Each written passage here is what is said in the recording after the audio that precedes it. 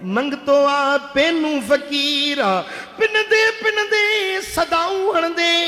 गदागरी कंदे हिकड़े मस्जिद जे दरवाजे ते अची सदा हयई उन भायो त ही भी को घर रुआ ही भी के अमीर के वडेरे जी आलीशान जाए ठहला दरवाजे ते सदा ने तो अल्लाह वास्ते खैरात मिले। मस्जिद मजा नमाजी जेकी नमाज पढ़ी निकरता पे उन्हनि जो फकीर की आयो ही चे बाबा मंगतो आया पेनू आया खैरात वठण आयो आया। ओ फकीर होदे परियों असांजा घर थई ओदे वञ त खैरात मिलंदई हे त मस्जिद आहे त हिन घर में तोखे छा मिलंदो होदे वञ दाणा खपन लप बुकी चुकी होडो खैरात मिलंदई हिते छा वठण आयो ही। फकीर जी दाह निकरी वई रड़ निकरी वई। ओवे नमाजी जेकी नमाज पढ़ी मोटिया पे फकीर पुछा तो करे अदा दियो त खबर हो घर के जा हे घर के जो चे हो घर असांजा हे घर अल्लाह जो।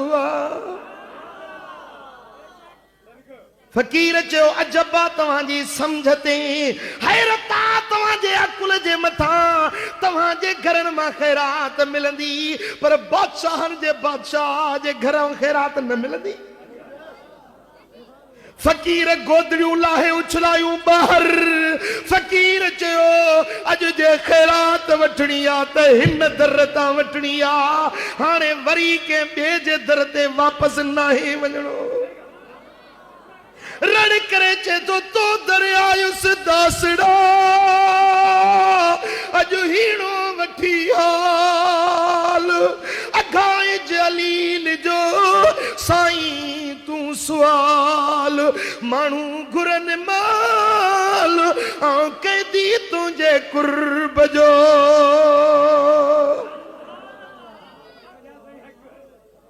तो दरियायुस दासड़ा ब्यादर नहीं बिन कहा जो कुमाचसी सुन सबाजे कन्ने जा मंग मुझे मन सा मालूम अथई मिठा। मौलाए करीम अज तुझे दर ते मंगतो बणजी आयो आया जिंदगी गुजरी आ दर दर जूं ठोकरूं खाईंदे गैर जे दर ते पिनंदे माण्हुनि जे दर ते दस्ते सवाल दराज कंदे उम्र बर्बाद थी वई आ। ओ मुंहिंजा करीम रब अज तो सखियुनि जे सखी जे बारगाह में आयो आया एड़ी खैरात दे जो वरी कंहिंजे दर ते वञण जी ज़रूरत ई न पवे। हाय हाय हाय हाय सुभान अल्लाह। जेडो दर वडो हुंदो आ सवाल ओडो वडो कबो आई खैरात बि ओडी वडी मिलंदी आ। फकीर साहब गोदड़ियूं लाहे मस्जिद में अची वेठो नमाज जो टाइम थियो नमाज पढ़ी अल्लाह जे दर ते हथड़ा खणी सवाल इल्तिजाऊं कंदो रहियो आ। मुंहिंजा दोस्तो फकीर खे जेको रूहानी लुत्फ ऐं सुरूर मस्जिद में अची वियो मस्जिद खां ॿाहिरि निकिरण ई छॾे ॾिनई। हाणे सही मस्जिद में जो वेठो आ त को कुकड़ खयूं अचे को बोड़ को पुलाव को केड़ी शे हर को हिन जी खिदमत में खड़ियो पियो अचे। चंद ॾींहं गुज़रिया फकीर जे दुनिया ते रुखसती जो टाइम आयो आहे सकरात जो वेलो करीब आयो आहे ओॾी महिल फकीर खिले भी पियो त रोए भी पियो। गोठाणा था पुछन ओ फकीर खिली छो तो रोई छो तो चे खिला हिन जे ला थो जो सारी जिंदगी माण्हुनि जे दरनि ते पिनियुम पर कंहिं अहिड़ी खैरात न ॾिनी जहिड़ी अॼु मुंहिंजे करीम रब खैरात ॾिनी आ। फकीर छा मिलियो थई चे हेॾे त निहारियो जन्नत जूं माड़ियूं अखियुनि सां ॾिसी रहियो आहियां। सोन चांदी जो सिरूं हिन मुश्क अतर जा गारा लगल हिन वणाई गुलजारियूं गुलकारियूं हिन एड़ियूं जन्नत जूं माड़ियूं मिलियूं हिन हुकुम थो अचे पियो बाना जे तू रब जे दर ते आयो ही ए रब जे पारां तोखे खैरात मिली आ उहा खैरात ॾिसां थो त खिलां थो फ़कीर रोई छो थो जे रोआं थो तव्हां जे अकुल जे मथां तव्हां जे मथां तव्हां जे हाल जे मथां मूंखे रोअण थो अचे पियो जो तव्हां हिन करीम रब जे दर खे ख़ाली सम्झो आहे पढ़ो बि निमाज़ था अचो बि मस्जिद में था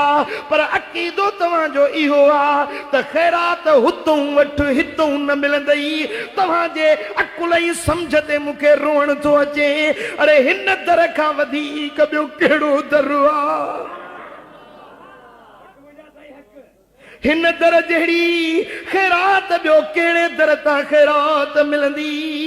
जहिड़ी मालिक हक़ीक़ी जे दर तां बाननि खे खैरात मिलंदी सुभान अल्लाह सुभान अल्लाह ओ मिठा असां मालिक जे दर जी खैरात पिनी न ॾिठी आहे उहा सदा हण खुदा जो कसम रब जे दर ते आजिज़ाना इल्तिजा कर लम्हनि में तुंहिंजे सालनि जा ॾुख रब लाहे छॾी निमाज़ ज़रियो आहे बाने ऐं रब जे मुलाक़ात जो मुंहिंजे सुहिणे हबीब फरमायो अस्सलातु मेराजुल मुमिनीन ही निमाज़ मोमिननि जो मेराज आहे निमाज बाने के अल्लाह जी ज़ात जे कुर्ब में वेझो कंदी है मुझे सोने हबीब फरमायो चो अल्लाह अल्लाह सही बुखारी सही मुस्लिम तिरमिजी नसाई इब्ने माजा जी मुत्तफक अलैहि हदीस मुझे सुने हबीब फरमायो अन अबी हुरैरा रज़ियल्लाहु अन्हु क़ाल समिअतु रसूलुल्लाह सल्लल्लाहु अलैहि वसल्लम यक़ूल अरअयतुम लौ अन्न नहरन बिबाब अहदिकुम यग़तसिलु फीहि कुल्ल यौमिन 5 मर्रात आका फरमाइनि था छा तव्हां ॾिठो जेकॾहिं तव्हां मां कंहिं माण्हू जे दरवाज़े ते नहर हुजे दरवाज़े ते छा हुजे यग़तसिलु फी कुल्ल यौमिन 5 मर्रात रोज़ानो 5 भेरा उन्हें नहर में वेंजे पियो हल यबका मिन दरनिही शैउन कालू ला यबका मिन दरनिही शैउन साईं फरमाइनि था ए सहाबियो ॿुधायो त जेकॾहिं 5 भेरा को माण्हू नहर में वेंजंदो हुजे ॿुधायो ॿुधायो इन जे बदन ते मेराण बाक़ी रहंदी सहाबन रड़ कई क़िबला जे 5 भेरा रोज़ वेंजे त किथे मेराण रहंदी मुझे आका फरमायो काल फज़ालिका मसलु सलातिल खम्से यमहुल्लाहु बिहिन्नल खताया यो मिसाल है निमाज़ुन ये 5 निमाज़ूं या अल्लाह जे रहमत जी नहर छा 5 भेरा वेंजो त गुनाहनि जी मेराण ही न रहंदी पर मस्जिद शरीफ इन निमाज के अल्लाह ताला नहर सदी मदीने वाले साईं फरमाती आ शाहे अल्लाह अकबर कबीर कुरान मजीद में रब फरमाते इन्नल मुत्तकीन फी जन्नातिन व नहर फी जन्नातिन व नहर फी मक़अद सिद्किन इंद मलीकिन मुक़तदर जेके मुत्तकी परहेज़गार बाना ये हुंदा नहर में इक़्तिदार वारे बादशाह रब्बुल आलमीन वटि वॾे इज़्ज़त ऐं वॾे शान सां रहमत जी नहर में पिया वेंजंदा अरे मालूम थियो त इहा निमाज़ निमाज़ नहीं पर जन्नत जी नहर आहे। जेको निमाज़ पढ़ंदो आहे सो ख़ुदा जो कसम अॼु बि जन्नत जा मज़ा माणींदो आहे। जेको निमाज़ पढ़े थो सो जन्नत जी नहर में गोता लगाए रहियो आहे। रब जे नहर जन्नत वारी मझां अल्लाह अकबर कबीरा जन्नत जा मज़ा ऐं लुत्फ दुनिया में हासिल करे रहियो। सुभान अल्लाह। मदीने शरीफ में 2 माण्हू रहंदा। हिन हदीस के रिवायत कयो आहे मोता इमाम मालिक, मुस्नद अहमद बिन हंबल, सुनन निसाई में यह हदीस मौजूद आहे।